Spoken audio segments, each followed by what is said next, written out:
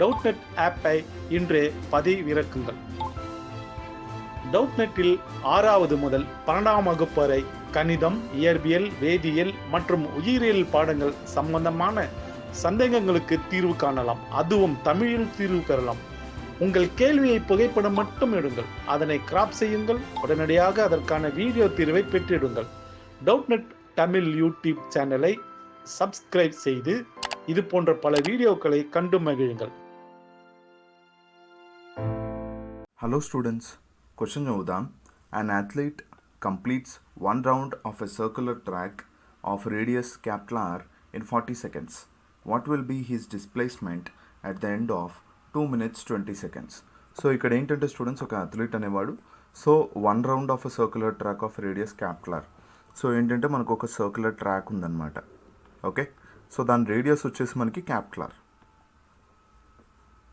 So starting from a position A మనకి one round అంటే మొత్తం కవర్ చేసి మళ్ళీ ఏ దగ్గరికి రావడం అంటే నథింగ్ బట్ వన్ రౌండ్కి మనకి టోటల్ డిస్టెన్స్ ట్రావెల్డ్ ఏదైతే ఉందో, ఓకే, వన్ రౌండ్కి మనకి టోటల్ డిస్టెన్స్ ట్రావెల్డ్ వచ్చేసి nothing but it is circumference of the circle.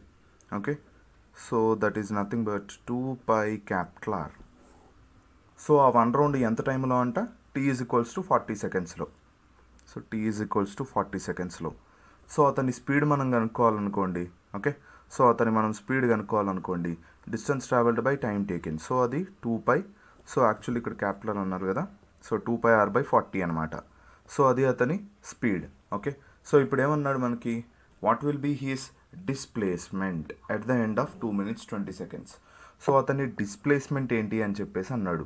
So మనం ఏంటంటే ఫస్ట్ అతను ఏ డిస్టెన్స్లో ఉన్నాడు at the end of 2 minutes 20 seconds. So 2 minutes 20 seconds అంటే 2 minutes. సో 2 × 60 + 20 అనమాట.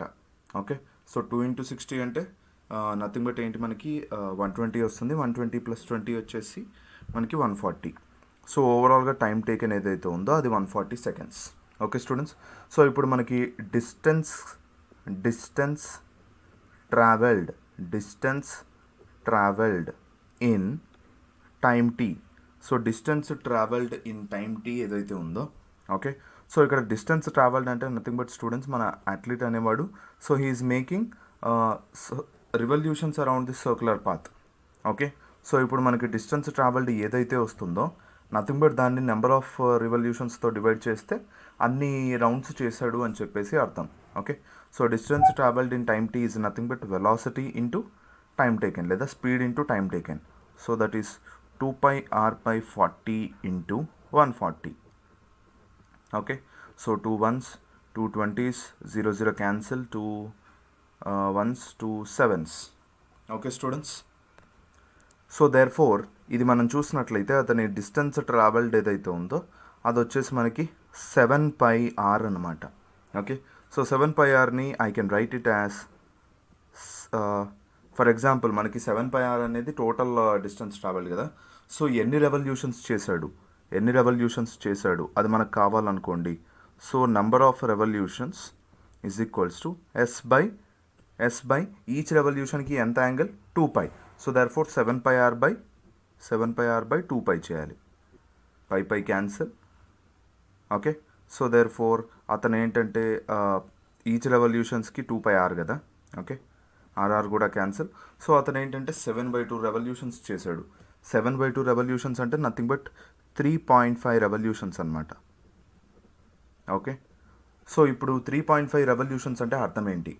సో ఫస్ట్ ఏంటంటే అతడు ఏ నుంచి స్టార్ట్ చేశాడు, at the end of 1 revolution మళ్ళీ ఏ దగ్గరికి వచ్చేసాడు. సో 1 రెవల్యూషన్ అయిపోయింది. ఆ తర్వాత మళ్ళీ at the end of 2nd revolution మళ్ళీ ఏ దగ్గరికే వచ్చేసాడు. ఓకే, ఆ తర్వాత 3rd రెవల్యూషన్ మళ్ళీ ఏ దగ్గరికే వచ్చాడు. అయితే మనకి ఏంటంటే ఆ తర్వాత ఎంత 0.5 రెవల్యూషన్ అంటే half revolution. So complete revolution 360 degrees అన్నప్పుడు హాఫ్ రెవల్యూషన్ అనేది అట్ ఈస్ 180 degrees అంటే nothing but diametrically opposite point అనమాట. ఓకే, సో ఇప్పుడు ఏంటంటే మనకి ఇనీషియల్గా అతడు ఏ నుంచి స్టార్ట్ అయ్యాడు అనుకుంటే ఆఫ్టర్ 3.5 రెవల్యూషన్స్ అతని ఫైనల్ పొజిషన్ బి దగ్గర ఉందన్నమాట. Okay, so although distance travelled is equal to 3.5 revolutions, మనకు అడిగింది ఏంటి? డిస్ప్లేస్మెంట్. సో డిస్ప్లేస్మెంట్ ఏదైతే ఉందో it is nothing but shortest path between initial and final position. అదేంటి? R plus R. Therefore distance లేదా displacement is nothing but R plus R. Okay, so displacement is equals to R plus R, which is nothing but 2r. Okay, so this is our answer.